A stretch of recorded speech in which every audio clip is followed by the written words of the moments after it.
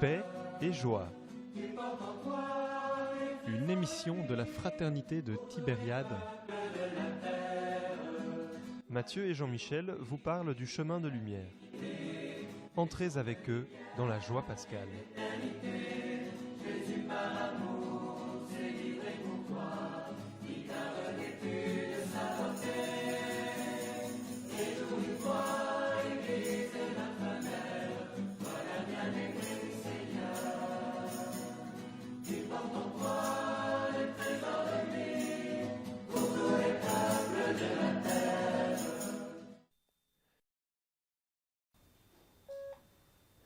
Bonsoir et bienvenue à toutes et à tous, oui c'est ça, sur l'émission Paix et Joie. Je m'appelle Mathieu, je suis votre hôte ce soir et je suis en présence de Frère Séraphin. Bonsoir Frère Séraphin. Bonsoir, et oui c'est encore moi. Encore lui pour la troisième fois je crois sur l'émission. Et oui. C'est parce que Frère Séraphin a bien voulu très gentiment remplacer à la dernière minute Frère Barthes qui est en super promenade avec le noviciat. Alors on a la grande joie d'accueillir Frère Benoît Joseph en régie ce soir parce qu'il remplace Frère Joachim. Merci beaucoup Frère Benoît Joseph qui nous entend en ce moment. Alors ce soir on va parler de Saint-Séraphin, c'est la 13e station du chemin de lumière.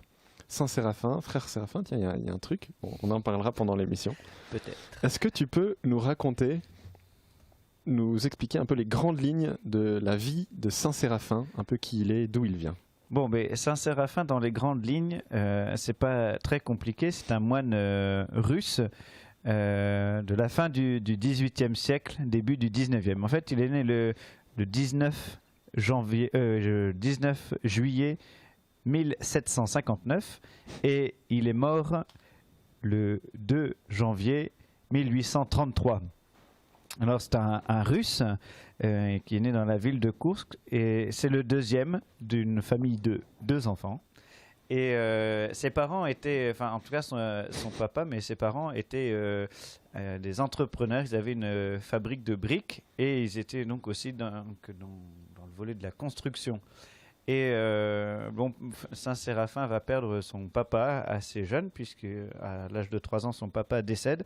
Et c'est sa maman qui va élever donc les 2 enfants et qui va aussi reprendre le commerce de briques et la construction, puisque avant le décès du papa de Séraphin, ils avaient obtenu le contrat pour construire l'église de Koursk, la ville où ils habitaient en Russie.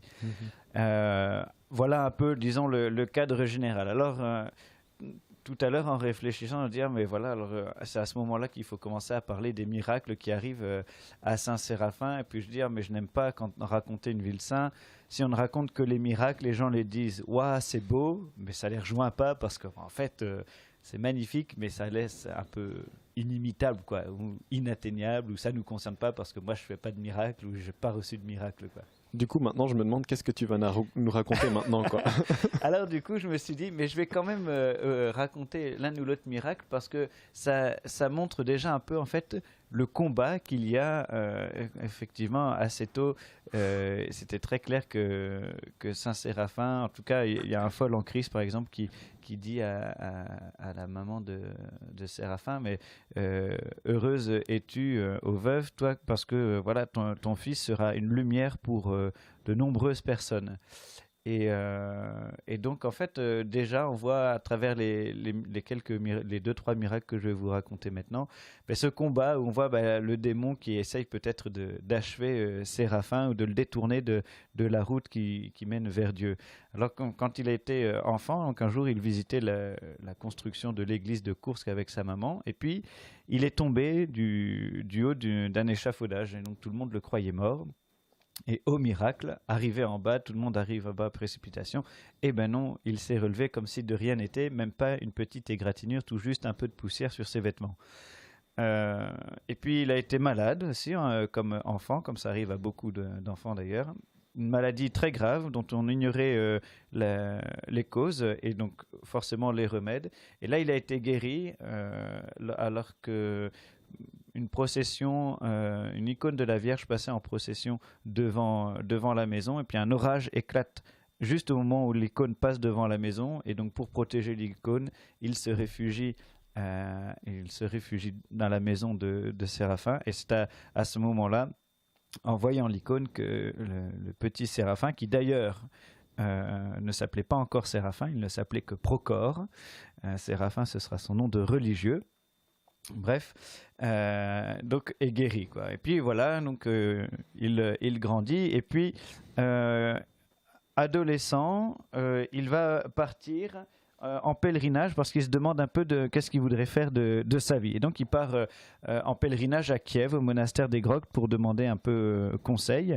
Et puis la seule chose qui était sûre au moment où il part, c'est que ça ne l'intéresse pas de reprendre le commerce de briques avec son frère, quoi. Donc il veut se diriger vers autre chose, mais il ne sait pas bien quoi. Et puis c'est là qu'il rencontre un starets qui lui dit, mais écoute, va au monastère de Sarov et reste-y, c'est là que tu sauveras ton âme. Et donc c'est ce qu'il fait. Donc le 20 novembre 1778, le 20 novembre 1778, c'est mieux. Tous nos auditeurs belges, Séraphin arrive au monastère de Sarov. Et puis donc là, il est accueilli au monastère. Il va y rester donc toute sa vie. Et on peut voir, dans la vie de Séraphin, il y aura vraiment plusieurs étapes assez marquées. Donc à 19 ans, il arrive au monastère. Et puis à 35 ans, il décide de vivre comme ermite dans la forêt. Donc il part à l'ermitage. Et puis, il va y rester quasiment 16 ans, donc jusqu'à ses 51 ans, où il décide, enfin, en même temps sur conseil de son supérieur, de retourner, puisqu'il avait été agressé par trois bandits dans son ermitage, et puis qui commençait à se faire un peu vieux, qu'il avait toutes sortes de problèmes aussi de santé. Bref, il retourne au monastère, mais alors il ne retrouve pas la vie, disons la vie monastique, en tout cas la vie communautaire classique. Il va décider de vivre comme un reclus dans sa cellule. Donc en gros, il s'enferme dans sa cellule, dans sa chambre, et il n'en sort plus. Et puis, finalement, à 66 ans, donc 15 ans après ça, sur ordre de la Vierge Marie, il ouvre la porte de sa cellule pour accueillir toutes les personnes et être donc ce qu'on appelle dans l'Église orthodoxe un starets, donc un père spirituel pour toutes les personnes qui le rencontrent. Et donc beaucoup de gens vont venir le rencontrer dans ses cellules, lui parler, poser des questions, poser des questions sur la vie, des questions à la fois plus spirituelles, des questions des fois plus pratiques, ça dépend un peu de chacun, mais Séraphin accueillait chacun avec un amour, je vais dire, égal. Toujours cette traditionnelle salutation qu'on entend souvent à Tibériade.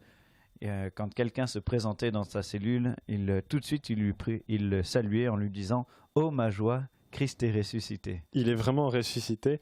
Alléluia, alléluia, alléluia. Il faut la réponse avec, c'est important. C'est important. Mais donc, voilà un peu quelques traits de Séraphin. Donc, il fera aussi des miracles de guérison. Il aura des dons de science. Il va fonder une communauté aussi de religieuses, de moniales, autour d'un moulin. Ce sera d'ailleurs la subsistance de cette communauté, avec une règle de vie très simple. Simplement la prière du cœur répétée tout au long de la journée. Puis voilà, alors Saint Séraphin, en tout cas Séraphin, mourra donc le 2 janvier 1833 en prière devant l'icône de la Sainte Vierge, une icône qu'il aimait beaucoup, la Vierge d'humilité. Et puis, alors pour quelques dates encore historiques, en fait, en 1917, donc juste avant la révolution russe, on n'avait toujours pas fini de classer les témoignages à propos des miracles que Séraphin avait fait, que Saint Séraphin a fait dans le monde.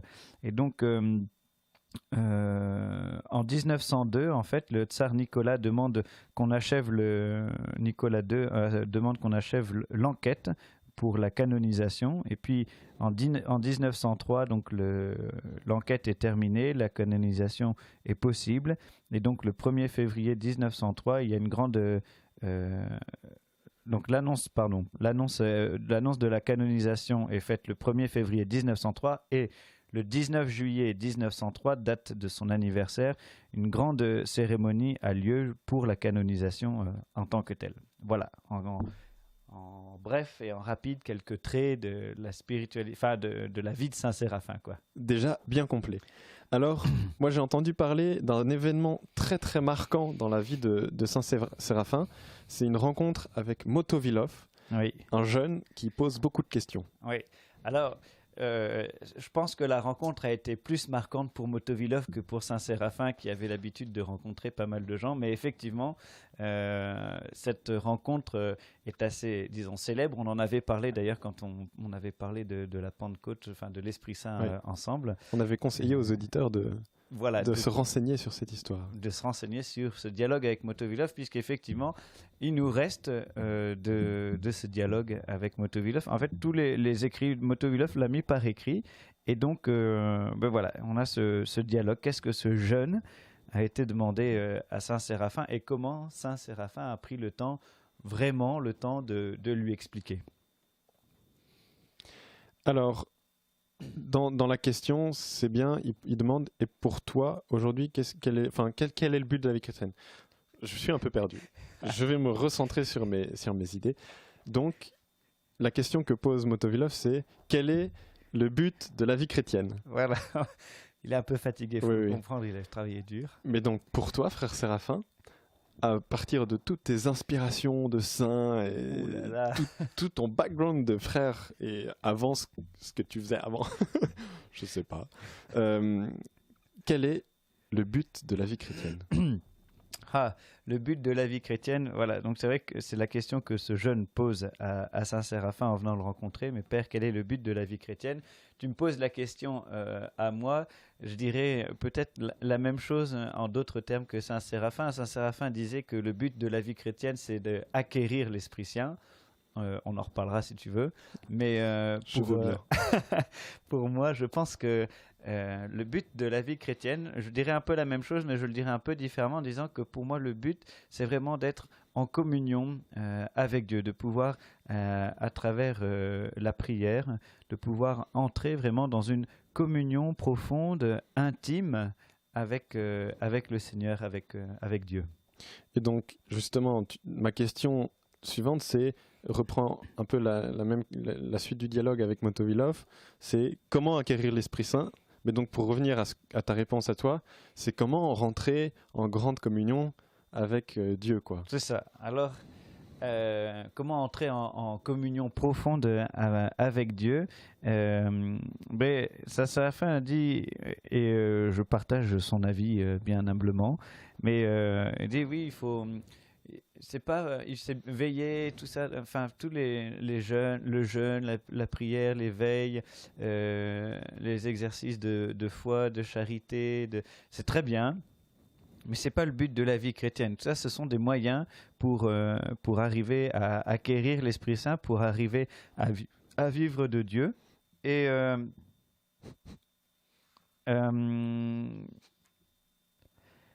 je regarde un tout petit peu mes notes, c'est pour ça que je suis un peu perturbé.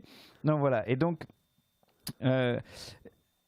pour Saint-Séraphin, il dit on peut pas forcément toujours rendre un acte de charité parce que soit il n'y a pas de pauvres dans la rue, soit on n'a pas de monnaie dans la poche. On voudrait se rendre à l'église, mais peut-être l'église est fermée et puis en ce temps de confinement, c'est difficile de se rendre quelque part. Mais il dit aussi que le plus important dans tout, c'est la prière. Chacun a toujours la possibilité, c'est ce qu'il dit dans l'entretien à Motovilov, chacun a toujours la possibilité de prier, le riche comme le pauvre, le notable comme l'homme de commun, le fort comme le faible, le bien portant comme le malade, le vertueux comme le pécheur. Donc l'importance de la prière personnelle qui va développer justement notre relation personnelle, intime avec le Seigneur. Et ça, c'est, à mon avis, la base de tout. C'est vraiment cette prière toute simple où on est là, devant Dieu, comme on serait devant un ami.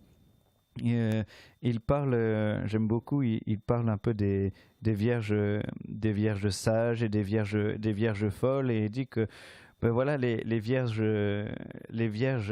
c'est déjà une vertu en soi d'être vierge. Il y en a qui sont sages, il y en a qui sont folles. Toute la différence, c'est dans l'huile.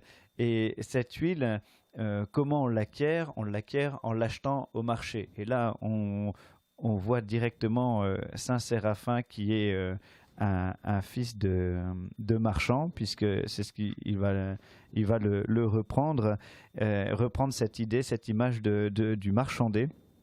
Et il dit, mais il faut faire la même chose, il faut aller au marché pour acquérir l'Esprit Saint en faisant travailler les vertus que l'on a, surtout celles surtout prier, mais aussi de faire travailler les vertus que l'on a. Et alors, c'est très marrant, je vais vous lire, je le lisais tantôt, je vais vous relire ce petit paragraphe qui est très beau. Obtenez la grâce de l'Esprit Saint en négociant au nom du Christ. Toutes les vertus sont possibles. Faites-en spirituellement le commerce. Négociez celle qui vous donne le plus de bénéfices. Le capital, fruit des bienheureux revenus de la miséricorde divine, investissez-le à la caisse d'épargne éternelle de Dieu au pourcentage immatériel, non seulement à 4% ou à 6%, mais à 100% et même infiniment plus. Par exemple, les prières et les veilles vous apportent-elles de grâce? Vous apportent-elles beaucoup de grâce? Veillez et priez. Le jeûne vous en apporte-t-il davantage? Jeûnez. La charité vous en apporte-t-elle plus encore? Faites la charité. Considérez ainsi chaque bonne action faite au nom du Christ. Tout est une question pour Saint Séraphin, et ça trouve sa base dans la prière, c'est de faire les choses au nom du Christ. Pour les JSD engagés qui nous écoutent, j'ai pensé à vous à ce moment-là, parce que c'est quand on avait regardé un petit film avec les JSD engagés, enfin vraiment un tout petit court-métrage qui expliquait aux enfants musulmans comment être musulman. Et donc être un bon musulman, c'était toujours commencer par faire la chose au nom de Dieu. Et ben, on peut faire la même chose en étant chrétien, en disant mais je vais le faire. Moi, cette chose au nom de Dieu. Et c'est tout notre travail devient ainsi relation intime avec le Seigneur, tout notre quotidien. Il n'y a rien qui a changé, pourtant tout a changé parce que je le fais au nom de Dieu. Et là, je donne une valeur spirituelle à toutes mes activités. Et c'est ça que Séraphin dit. Et ces valeurs spirituelles nous permettent petit à petit de pouvoir vivre de l'Esprit Saint. Alors concrètement, il y a quelque chose au cœur aussi de ce que tu dis, c'est la prière. Oui. C'est important. Oui, c'est la base. Mais la prière, c'est pas toujours facile de s'y mettre.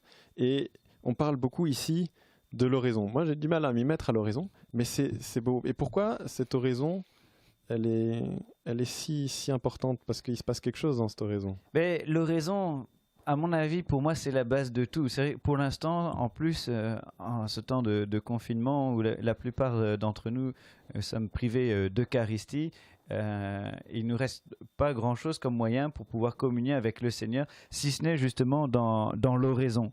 Alors, l'oraison, donc là, je vais reprendre une autre sainte que j'aime beaucoup, qui est Thérèse d'Avila, et qui disait que à son avis, elle aussi était fils de marchand, et elle disait que, à son avis, l'oraison, c'était simplement un commerce d'amitié avec le Seigneur, où on échange l'amour, quoi. Ça revient un peu avec Saint Séraphin. C'est exactement la même chose que Saint Séraphin dit. Donc les grands saints se rejoignent toujours et ne se contredisent jamais.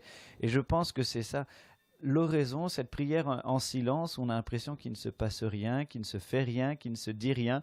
Ben effectivement, il n'y a rien à faire, rien à dire d'autre que d'être là et d'aimer. Je suis là, présent par amour pour le Seigneur. Je me souviens, un ami à moi, qui s'appelle Mathieu aussi, un jour me demandait tiens, mais moi je comprends pas comment tu fais pour rester des heures dans une église à prier. Il faut savoir que Mathieu ne partage pas notre foi. Mais c'est un de mes meilleurs amis. Et alors, j'étais un peu coincé. Et je me dis, qu'est-ce que je vais lui répondre? Et puis, comme ça m'est venu la réponse. Je lui dis, écoute, moi, je ne sais pas comment tu fais pour rester des plombes à regarder ta copine dans les yeux comme ça. Enfin, il se passe rien, quoi. Enfin, je veux dire, bon voilà, c'est ta copine, mais tu vas l'user à force de la regarder, quoi.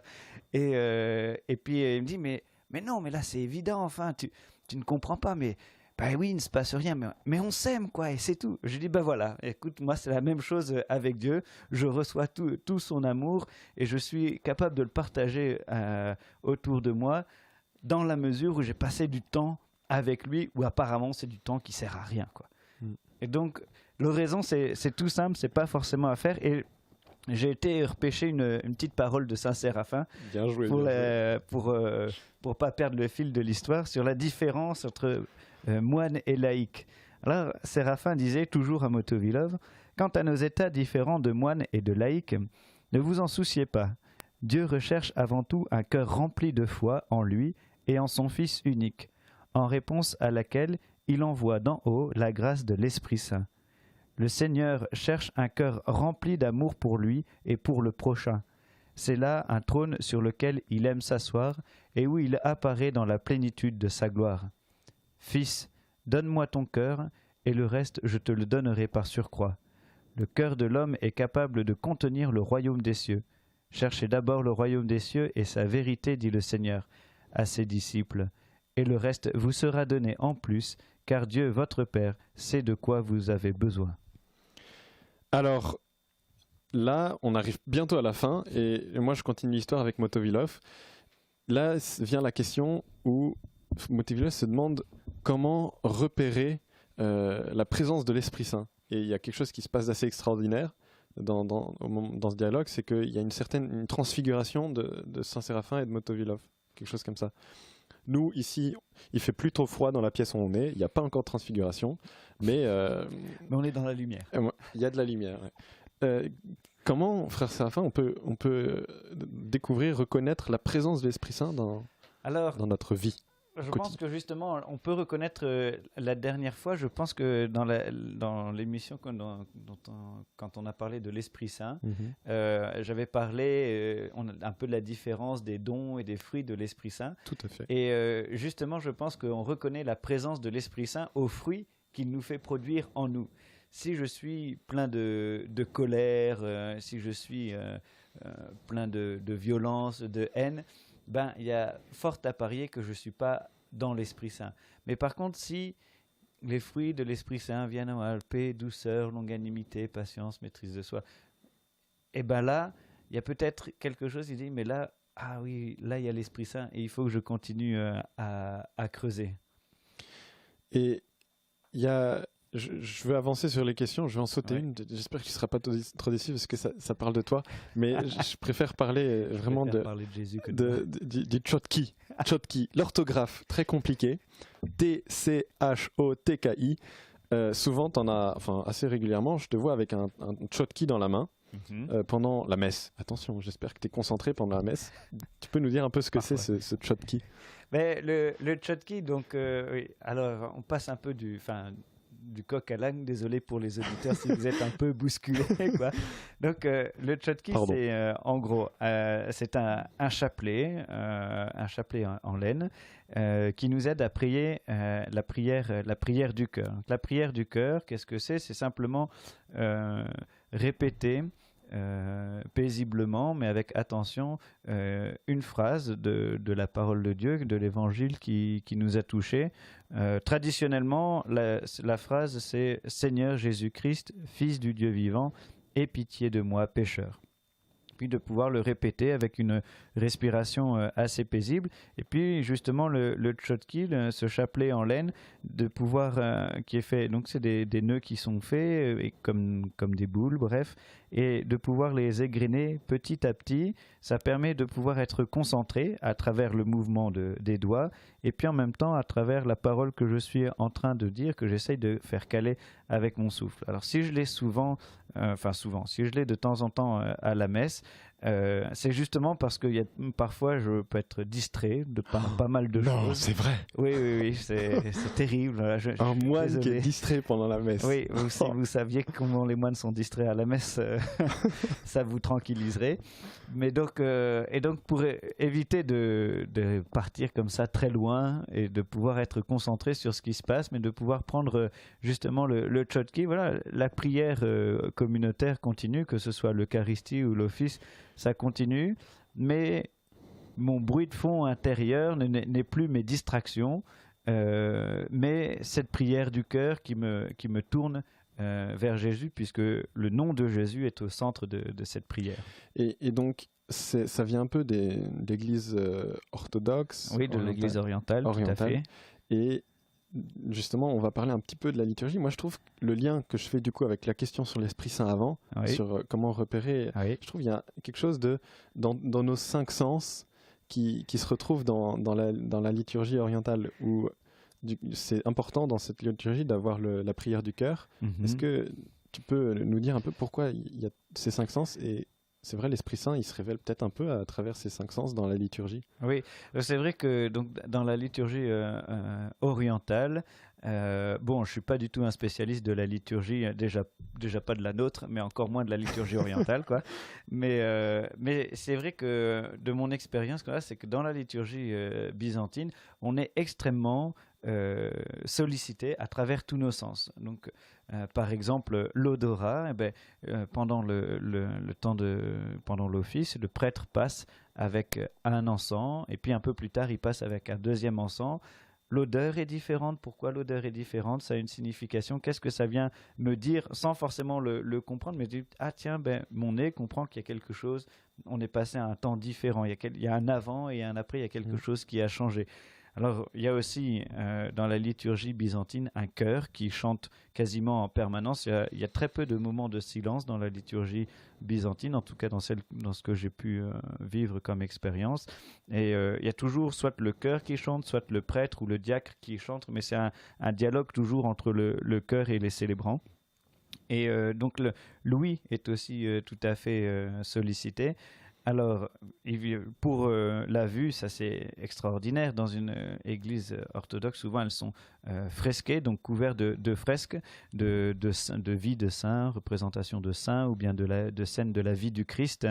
Et donc la vue est aussi sollicitée. Le goût est aussi sollicité, surtout au moment de la communion. Voilà, quand on reçoit le corps du Christ, on communie directement sous les deux espèces, et donc on reçoit le corps et le sang du Christ, qui est un vrai morceau de pain avec du vin un peu tiédi pour nous rappeler qu'on est vraiment en train de communier au corps et au sang du Christ, quoi.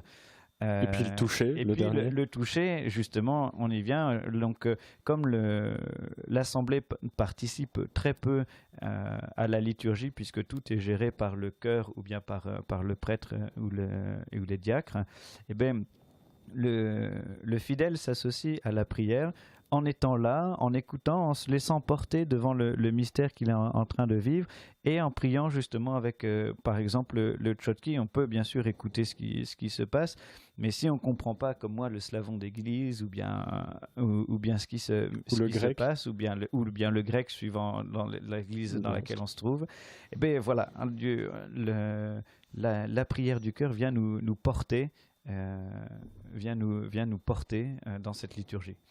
Merci beaucoup, frère Séraphin, pour toutes tes belles explications sur Saint Séraphin. Amen. J'avais encore 2 questions, mais on n'a plus le temps de les poser. Tout de suite, on va avoir les complis, là, dans 1 minute.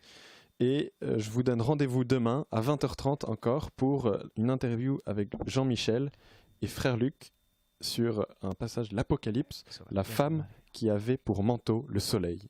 Bonne soirée à tous, bonne soirée, frère Séraphin. Bonne soirée Mathieu, bonne soirée à tous nos auditeurs, et courage, on est presque au bout du confinement.